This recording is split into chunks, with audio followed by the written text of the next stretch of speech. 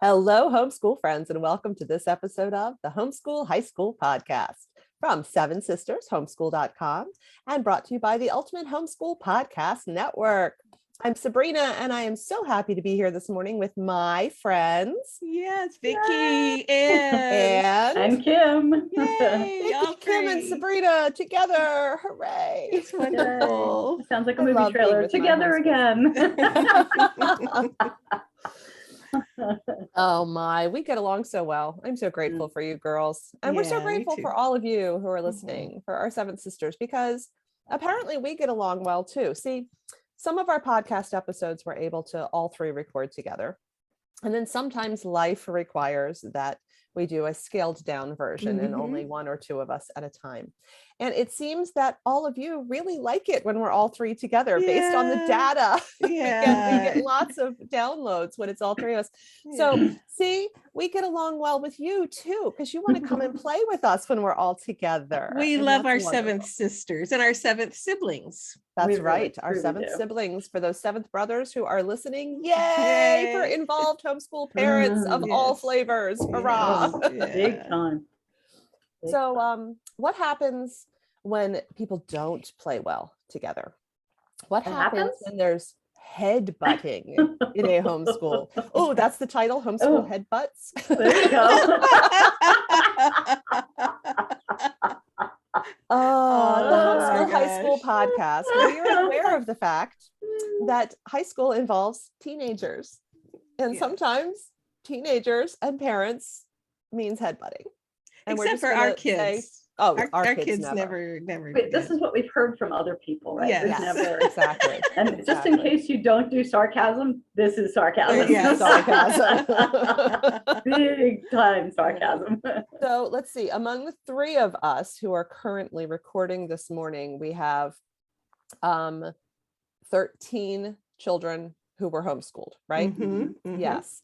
And I guarantee that there was at least one for each of us that at some point in the high school homeschool journey butted heads with us. Oh my gosh. It is the universal experience. And oh, homeschool friend, it's not just you. You're not doing anything wrong if you were in a headbutting season with one or more of your kids. It's not a sign of failure. So we'll start there. No shame. I think it's a sign of humanity. I'm not sure. Oh.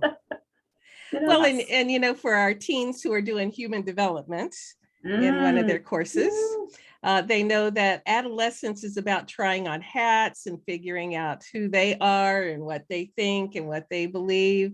And so they will butt heads with safe people to try on their ideas. And safe people are usually mom and dad.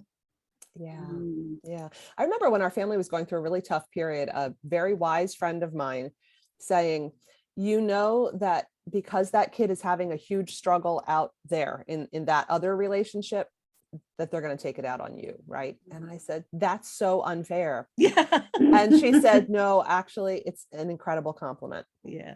Because they don't feel safe to take their frustration out in that situation that's causing the frustration, but they know it's safe with you. They know that mom is going to still love them when the wrestling match is over, and that it's a safe place to deal with all those hard things. So maybe that's a good place to start. If you're experiencing headbutting in your homeschool, frame it that way. My kid trusts in my love enough to grow up here in all the messiness that goes along with growing up. That's a t-shirt. It is. Oh my goodness. Are you keeping track, Kym? Yeah, I have probably 6 different lists. Sometime I'll combine them all. We're going to be in Iowa at a homeschool conference. If you're there, come by and see if I've combined my lists yet. Yes, Iowa. When is Iowa? Is June? June 10th and 11th at the Yeah, Homeschool Vicki's like Iowa a big- Conference. Yeah. Vicki's a featured speaker there, and we're going to have a booth. Come visit. All right. Yes. It looks like a fabulous event. I have never been, but I was just last night speaking. We're not way off track. Sorry, ladies. But just last night I was speaking to Leah Neiman, one of our homeschool buddies, and she was just raving about the folks in Iowa and what a great experience it is. Oh, So wonderful. we can't wait. Yeah, we're looking forward to Wonderful. meeting our Yeah. seventh sisters there. Yeah. Yeah, so come So- look for t-shirts and come talk with us about your headbutting and your safe places. Very good. All right, so let's see, let's dig into this a little bit. What are some of the headbutting experiences that are common to many homeschool high schools? And what are some of the things that can make them sources of growth and learning and not a loss of sanity? I think with my kids, one of the most common, excuse me, headbutting thing was they didn't want to do their math. Yeah, I understand that one. I don't want to do math either. It's so hard to headbutt over math because I don't like math either. And that's, probably did not help the situation at all. So there were many days with some of my young people, not all of them, where the why do I have to do this? When will I ever use algebra? And in real life, yes. Yes. What was the answer to that question? Because I could never come up with an answer. My kids asked that one too, and I didn't know what the answer was. Okay, so this is one of the benefits of being a homeschooler in an umbrella school. So for those of you guys who can be in a supervising organization, I pass the buck. And I'd say, I'm so sorry. I hate math too. And I think it's really stupid. You have to do this, but you're required to have algebra on your transcript and it's not my fault. And so it's, a higher power said you had to do this. And so we just have to suffer through. So we were on the same team, against the man there, right? But we still had to do it. Yeah, a common enemy. Okay, that's helpful. That's a helpful strategy. Yeah, maybe rather dysfunctional, but it helped us get through it. Well, if we're talking about higher math, then it's already dysfunctional in my mind. So you're just going with the framework that's already there.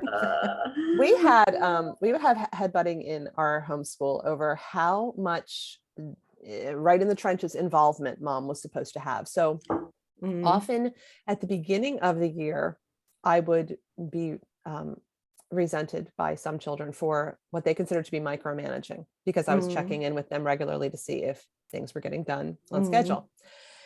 And so I would back off. And then later in the year, typically as we approached our first quarter review, I would then be resented by my children for not having made sure that they were staying on track because now they were having to play catch up before their review. So that whole sense of how much does the student own in responsibility here and how much does mom own? So that was an ongoing headbutt. So how did y'all handle that one? Different ways with different kids. So for one of the kids, decided to go with a lot of co-op classes and group classes at our local umbrella school because, again, like Vicki said, then he was answering to somebody else. It was the syllabus that the teacher in the co-op had created, and it wasn't your fault. just me. So that worked for my kid who was very social and who was very, whatever the friends were doing, that was going to be the strongest voice kind of in his head. But I had another one who loved lists, but resented schedules that I made. And so I would sort of throw a calendar and a list of books or whatever at that kid, and they would have to create their own syllabus for classes that we were doing independently. And then again, it wasn't me. It was, look, it's in your handwriting. You're the one who said that if you did 250 pages a week of the reading, that you would stay ahead and you wouldn't have to do any catch up over Christmas break. That was your idea, not mine. So So instead of a common enemy, I guess it was a common goal. Awesome. Wanted there to be less stress coming into those quarterly and mid-year reviews. And so since we shared that goal, that was a way to approach it. That's awesome. Very cool. Very cool. How about your darling kids, Kym, who were always compliant and never gave you any trouble? Absolutely. And they're not at all like their parents. There's not a single stubborn moment in any of them. One of the ways, we've shared both of the things that you've already mentioned. Certainly been a part of our homeschool experience as well. But for us, one of the things was scheduling and the introvert extrovert piece. I am a really strong extrovert, and my younger two are pretty strong extroverts. My older two are pretty strong introverts who one of them can fake it for a while better than the other. And homeschool confession time, I did not get it as much as I was a Myers-Briggs. I am a Myers-Briggs certified trainer, you know, had a whole week long of training. I can score one with my old template, the whole day, you know. And the whole thing, the original like 200 bajillion question one, right? And I've studied this, I've done workshops on this with all kinds of people and groups. And yet sometimes when it's right in your own backyard, it's hard to get out of yourself sometimes, which is why this community and our big community of Seventh Sisters and whoever your local community is just so precious. Because sometimes they can speak truth into you or see things that you can't see yourself. Yeah. Yes. But it got to the point where my older two actually looked me in the face one day and said, Mom, we're tired. Can we please just stay home? Can we please not go anywhere today or this week or whatever? And one of them, you know, when we first started homeschooling, wanted a very rigid schedule. So, okay, so we're going to do math, you know, because she came out of school, did public school up through third grade. They're like, okay, so we're going to do math from 9 to 9:30, and we're going to do social studies from, you know, 9:45 to whatever. And by the way, Mom, can you, like, while we're reading, can you hang out up in the kitchen and put on a hairnet and make chicken nuggets and mac and cheese? They still wanted a cafeteria lady, and they wanted a chance to ride on a school bus, the ones who hadn't gone to school. Oh my goodness. So anyway. Wow. Homeschool hairnets. There's a whole market there. We need to create those and sell them. Happen. But yeah, so we butted it. It was schedule, but it was deeper than schedule. It was really like needs. Like really understanding who your kids are and what their needs are. Yeah. And balancing the needs of not only mom and or dad as teachers and the students, but then even the individual students within the group. And if I were going to do it all over again, I would try to do a different job of, certainly better, but of finding ways to maybe not always do everything the same and together, which is kind of what we sort of, you know, we have that mentality of, oh, we're all one big happy family, blah, blah, but our needs are different.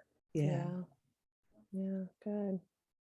So another headbutting thing that I saw in our homeschool some, and I saw it in lots of other people's homeschools, was expectations for how rigorous academics would be in certain areas. Now, it was funny because in my homeschool, the most assertive headbutting experience, whatever, was not that mom thought we should level up in an area and the kid said, I just want to do it at an average level. I don't want to go honors. It was the opposite. It was a kid who said, I really want to do my lit and writing at an honors level this year. And I said, you are going to burn out.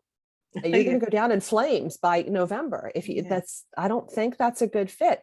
But this was very important to this kid for very specific reasons. And that was tough to have to decide at what level are we going to, because you have to commit to a level. You can't just, oh, we'll see how the year goes and we'll roll, you know, there is some room for flexibility, but there is, if you're going to have any kind of a syllabus, to have any idea of where you're supposed to be in the process, you have to kind of commit. Right. And that was tough. But I know lots of moms who were in the opposite situation, who had a kid who was gifted in math and science, but who didn't really want to do honors chemistry. Yeah.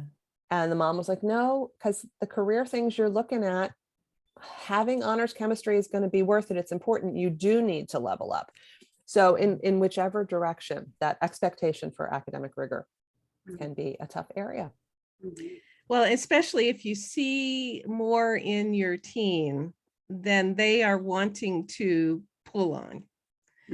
So how would you address that? You know, like to get them to level up, to do, you know, a more rigorous science or math or language arts, because you see that in their future and they're going like, yeah, I just want to goof around. So what would you do? Yeah. So, I mean, my perspective is that most kids don't really just want to goof around once you give them a question to think about. Nobody really says, yeah, you know, when I'm 40, I would be fine, you know, just working a minimum wage job somewhere. And I don't really want to own a house. I don't really want to get married. I don't really I'm not concerned about savings. I don't ever really want to retire either. So I don't need to, have anything extra. And I'll just like very, very few kids truly just want to goof around. Yeah. And so I think looking at the long game, I know for us that was helpful. It changed my mind about the kid who wanted to level up when I didn't think it was a good idea. I looked at the long game and I thought, what do we actually stand to lose by doing this now? And what do we actually stand to gain in the big picture? And I think that teens, when they're encouraged to ask themselves that question, not mom is sitting here and talking me into the answer, but actually given the question and given some time to go away and think about it. When they really determine, I am going to have options that I do want, that I do care about. I'm not sure what I want to do about college, but I don't want that door slammed for me. I don't want to be making decisions now that cut off opportunities later that I might want to take. Yeah. And what is it really going to cost me now? And think about it, count all of it. Some of my friends are leveling up and doing the honors chemistry. So it's not like I'm just going to be doing it by myself. So that's cool. At least I've got group suffering that I can lean into with my and we friends. believe in group suffering. Yes. Yeah. Yeah. So there could be lots of things that may kind of turn that for your kid or for yourself if you're not deciding what to do with this subject this year, but instead you're thinking long game. What are our goals? What do we really care about here? And then what is it going to cost us to make this decision versus that one? Yeah. So what I hear you saying is you talk to your kids not as a lecture, let me tell you about your future if you choose this. Instead, you asked a question and you helped them think about the future goals and what it needs to get there. But you did that in a de-escalated format, like with questions and not yelling and lecturing, like, you better listen to me. I know what I'm talking about. You have to do this. And that's, teens are going to tune out after 10 words in a lecture. Yeah. And just to be crystal clear, transparency here. That's the de-escalated version that I got to after a couple of the explosive and ugly versions early on, where I said, this didn't work for anyone. What can I learn from this? And the other tip is include food. If you're going to have this conversation, have it over a snack that everybody likes. It is an automatic de-escalator. If you share Cheetos while you are asking those hard questions, it's an automatic de-escalator. Cheetos de-escalate. That needs to be a t-shirt. Cheetos de-escalate. I'm on it. Yeah. Something else that I've experienced, sometimes very imperfectly, but I've seen not only in my own kids and our kids, but also I'm still teaching in our local umbrella school. And there's a couple of students that I've worked with pretty intensely. And there's this idea of dragging a kid along and like feeling like, yes, we want them to do this honors thing. So we're going to like pull them up and it's going to exhaust us, as opposed to being where they are and like lifting them up or kind of pushing them up. So sometimes it's a self-esteem issue and they don't see the potential that we see in them. Or they sometimes feel paralyzed by just not having any particular vision. And so when they're like, I don't know what I'm supposed to do. So I'm just going to not do anything until I know. Instead, try to help them. And sometimes we have to do it for them. Some of our kids, they're not wired that way, or they're just not in that place. And enlist their friends. We can speak into them as their parents, but again, back to that safe, and we love them no matter what. So sometimes they don't believe us when we tell them how great they are, because we have to say that because we're their parent, right? But get someone else in their life who sees that in them, who sees that potential. Get a friend who's like, yeah, no, really, dude, you're really good at this, or I see this in you, or why don't you come try this with me? That's one of the reasons why in the career exploration workbook, we have them ask other people what they see in them, because teenagers developmentally usually have a lot of self-doubt. And yeah, mom and dad can speak into them about that, what they see, but other people do have a lot more weight often with teens. Oh yeah, absolutely. Well, it looks like we're winding down time-wise, so I'm just going to kind of recap real quickly. Really common homeschool headbutts that really do not have to derail everybody are math. Where am I ever going to use this in life, and all that kind of stuff. And if you can find a way to join forces against the enemy, which is math makes me crazy, then that can be a helpful thing. The idea of how to keep on track.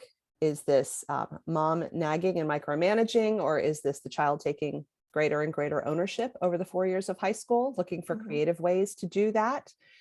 Introverts, extroverts, how much is too much? Are we exhausted, or are we bored out of our minds? Finding that way to talk with your kids as individuals, and to recognize they might be wired differently than you are, and to look for ways to meet everybody's needs. And then, leveling academic rigor. And, there's the thing, if you don't know what we're talking about with levels of academic rigor, check out sevensistershomeschool.com blog posts. Vicki has created some wonderful authoritative guides too that are in the sidebar on our website. And there is information there, as well as in a lot of individual blog posts that will really explain this process of levels. Are we talking average? Are we talking college prep? Are we talking advanced, honors? What does that even mean? And how do you adjust the rigor of a credit? And some curriculum is easy to level, and everything you find at Seven Sisters has been intentionally designed to adapt to the level that you want to use it. So all of our curriculum is levelable, even though that's really hard to say, for everything from average through honors, with easy how to do this at this level instructions in each piece. And you can use those same ideas and guidelines to adapt lots of other curriculum. Some is more rigid than others, and you just want to get the guiding principles in your mind of how do levels work, what does this mean, and then figure out how to adapt things to your needs in your homeschool. And the final thing was make use of community, other moms, your kids' friends. Sometimes we can't see the forest for the trees. Sometimes we can't look in the mirror and see the reality that is actually staring out at everybody else. And, God put us in each other's lives for lots of really good reasons, and we need to make use of community in our homeschools. It's a gift. Yeah. All right. I've got true confession going on here. So I'm sitting here listening, my youngest all of my kids are grown. My youngest is a school teacher now. He's married, he's, doing his thing, but he edits the podcast for us because he's kind. And I'm just thinking about what he's going to be thinking, oh, my mom, while he's editing this. So thank you, Seth, for your patience. Yes. If he adds on commentary at the end, we deserve it. So that's right. Yeah, Seth, add on your stuff. You tell it from your perspective.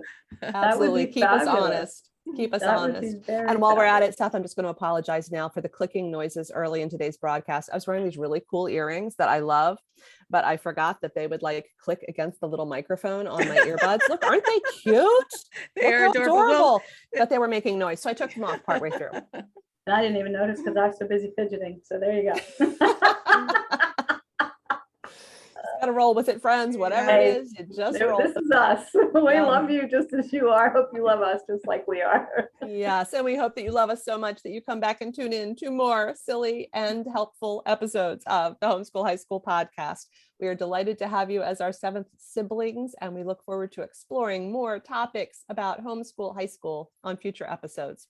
So thanks for joining us. This has been the Homeschool High School podcast from sevensistershomeschool.com, and brought to you by the Ultimate Homeschool Podcast Network. Till next time. Yeah. Bye.